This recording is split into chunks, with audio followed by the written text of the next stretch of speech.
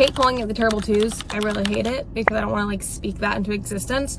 But the toddler trenches are so real, and I fully understand why people call it that. I feel like most of the parenting advice I've got and most of the advice I've gotten in motherhood in general, the things that actually make a difference in our day-to-day lives aren't like the super like monumental, like whoa, big idea things. They're the smaller things that you think are common sense but are so easy to either forget about or to stop implementing at some point. Let me tell you my number one thing with my toddler right now. My daughter's 2.5 years old. She's very intelligent, so she does kind of have more of like a 3.5-year-old comprehension. She was able to comprehend this from like 2 years old. Setting expectations.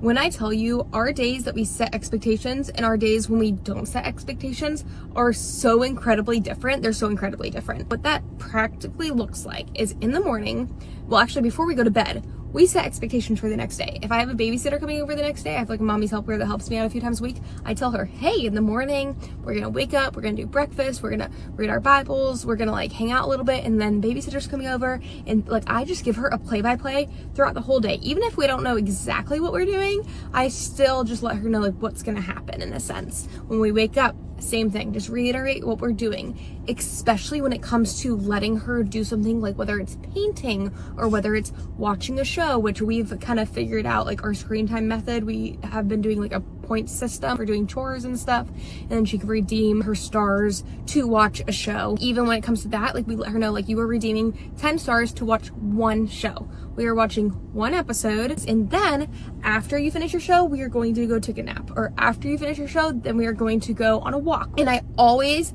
end what I tell her with okay, question mark. And I feel like that really helps her understand that like that's what we're doing. And I don't know why, but I quite often find myself like I stop implementing it for a quick second, and then I'm like, why did I do that? And then I start implementing it again, and I'm like, oh,